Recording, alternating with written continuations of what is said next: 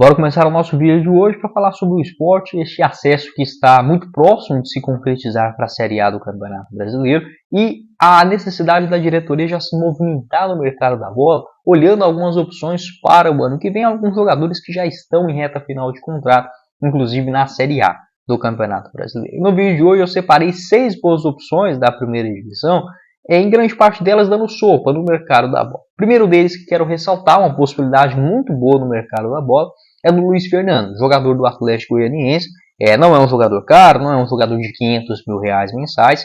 Ele nessa Série A já marcou 6 gols em 25 jogos, uma campanha muito fraca do Atlético. Ainda assim, no ano, o Luiz Fernando já soma até aqui 19 gols e 5 assistências. Jogador que já foi procurado em outros momentos, por exemplo, pelo Cruzeiro, foi especulado no Santos, está em reta final de contrato e não deve continuar para o ano que vem. Luiz Fernando, que só tem esse vínculo até agora, o final do mês de dezembro, já pode inclusive assinar um pré-contrato e se mudar para qualquer outro clube do futebol brasileiro ou internacional a partir do ano que vem. Ele que tem outras boas passagens, como por exemplo pelo Botafogo, pelo Grêmio até começa bem, mas acaba caindo de rendimento, e voltou para o Atlético ainda em 2022, naquela ocasião jogando também a Série A, foram 5 gols e 7 assistências, naquele momento também da Série A e Sul-Americana. No ano passado conseguiu acesso na Série B, também marcando 19 gols em uma única temporada. Pode fazer uma função tanto de um ponta esquerda, quanto também de um ponta direita, já atuou mais centralizado, como um centroavante de fato. É um cara que tem sim um bom posicionamento, bate muito bem na bola, é um jogador que eu acredito sim ter um potencial muito grande para qualquer clube, em uma realidade de Série A do Campeonato Brasileiro. Outra indicação também que eu faria é do Isidro Pita, excelente centroavante do Cuiabá. Nessa Série A ele marcou já 7 gols e 1 assistência em 27 jogos, vem sendo convocado com frequência para a seleção paraguaia, inclusive jogando estas eliminatórias. Esse sim já é um jogador mais caro, né, no futebol brasileiro, tem esse contrato no Cuiabá até dezembro de 2026, Cuiabá que deve ser também rebaixado para a Série B do Campeonato Brasileiro, mudando a história, a trajetória, né, de alguns bons jogadores que tem no seu plantel para o ano que vem. O Isidro Pita não sairá de graça, né, como tem esse vínculo longo, pelo menos por mais 2 temporadas, precisaria sim de uma compensação financeira, e é um jogador que ainda está mais valorizado no mercado da bola por conta das suas convocações recentes no Paraguai. Ele já conhece a Série A, eu penso que isso é importante, quando o esporte for buscar os seus jogadores para a primeira divisão, trazer atletas que já tenham demonstrado um bom futebol em uma realidade de Série A. Pelo Juventude, o Pita marcou 8 gols também em 42 jogos em 2022 e no ano passado foram 12 gols pelo Cuiabá. Tinha ali a concorrência do Davidson, nessa temporada agora ele estando mais livre, vamos dizer assim, no Campeonato Brasileiro principalmente, sendo titular absoluto, conseguiu marcar 7 gols até aqui.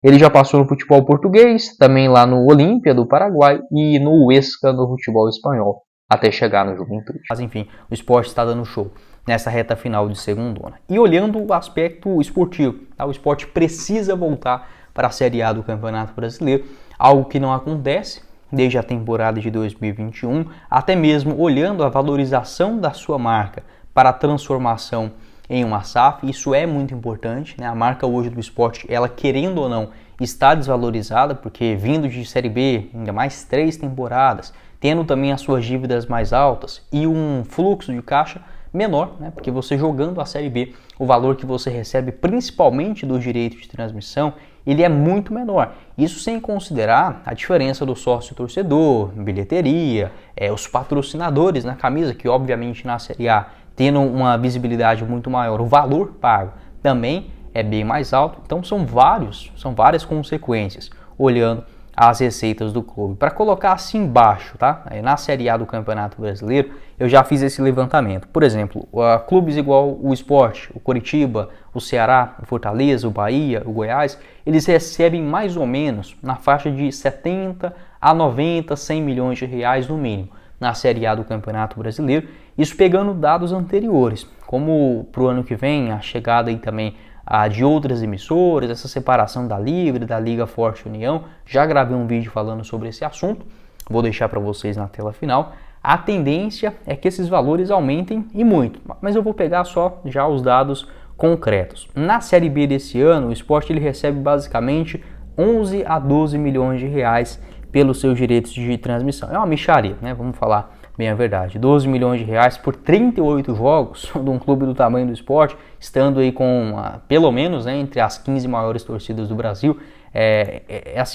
chega a ser ridículo. Na Série A do Campeonato Brasileiro, como eu mencionei, esse valor é bem maior. O Goiás, por exemplo, em 2022, ele recebeu de receita do Campeonato Brasileiro da televisão 75 milhões de reais, né? 75 milhões, em comparação com a Série B daquele ano, que era de 8 milhões de reais. Então, saltando para 75. O Ceará, em 2021, ele recebeu 90 milhões de reais com a transmissão do Campeonato Brasileiro. O Coritiba, em 2022, beirou mais ou menos a casa de 60 milhões. O Vitória, em 2018, 50 milhões de reais.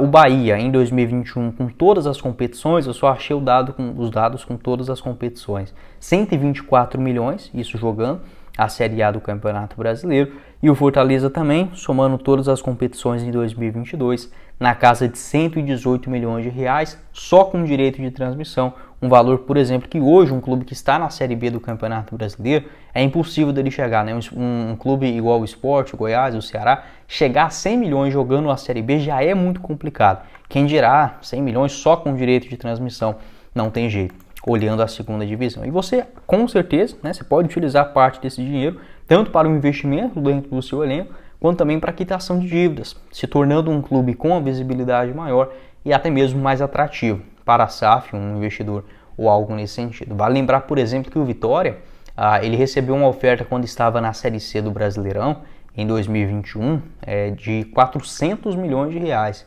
É possível, um clube do tamanho do Vitória, 400 milhões de reais para se transformar em uma SAF, é uma mixaria. Na Série A do Campeonato Brasileiro não tem nem como você especular um clube igual o Sport, o Vitória, o Fortaleza, o Goiás, o Coritiba, por menos de 1 bilhão de reais, não tem jeito. Pensou, né, se faz um acordo desse em um momento de baixa do clube, com a marca mais desvalorizada, também uma má administração. Não é o caso 100% do Sport, que pelo menos no quesito administrativo ele está sendo sim bem tocado. Pode deixar a sua opinião sobre esse assunto também.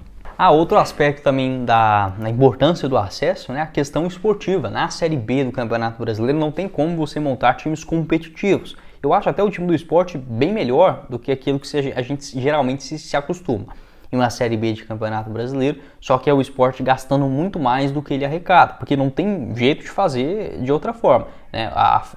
O orçamento do Sport era 50 milhões. Eu acho que esse valor, inclusive, aumentou em relação ao começo do ano, até porque o time é muito bom. Só que, igual eu falei, não tem como você arrecadar 50 milhões na Série B, você pegando só direito de transmissão, premiação, aquela coisa toda da segunda divisão. Na Série A, pelo contrário, você tem maior dinheiro, você consegue influenciar mais jogadores a estar na primeira divisão. Tem muito jogador que pode receber o mesmo tanto na Série B, só que estando na segunda divisão ele acaba não aceitando esse contrato por se tratar de um mercado menor, né? Para o esporte é mais fácil, porque estamos falando de uma camisa pesada no futebol brasileiro, mas para outros clubes menores, essa questão do convencimento é muito difícil na Série B. E para a Série A, você olha o mercado sul-americano, por exemplo, com muito mais facilidade, sem considerar o poder aquisitivo, para você repatriar outros bons jogadores, até mesmo brasileiros, né, no exterior. E para mim o esporte ele tem que conseguir este acesso, ter a cabeça no lugar, também montando o seu planejamento adequado para o ano que vem, pagar as suas contas, né, conseguir colocar uma gestão em dia, uma gestão cautelosa, sem fazer loucuras, conseguir manter a base atual do time, olhando para o ano que vem, aquela espinha dorsal, penso que é assim, muito importante, e consequentemente você tem outras fontes de receita, além dessa questão do direito de transmissão, que infelizmente ainda é algo que é muito alto para os clubes aqui no Brasil, mesmo já clubes organizados, igual por exemplo o Fortaleza e o Atlético Paranaense, essa questão da receita de transmissão ela ainda pesa muito. Então, por exemplo, se o Atlético Paranaense ou se o Fortaleza cai, mesmo sendo clubes muito organizados, diferentemente dos últimos 10 anos do esporte, do Goiás, do Coritiba, ainda assim eles estarão em uma situação delicada, porque não consegue ter os outros fatores, como venda de jogadores da base, patrocinadores, a questão do estádio. O Atlético Paranaense é até um pouco mais organizado em relação a isso, até mesmo porque é o principal exemplo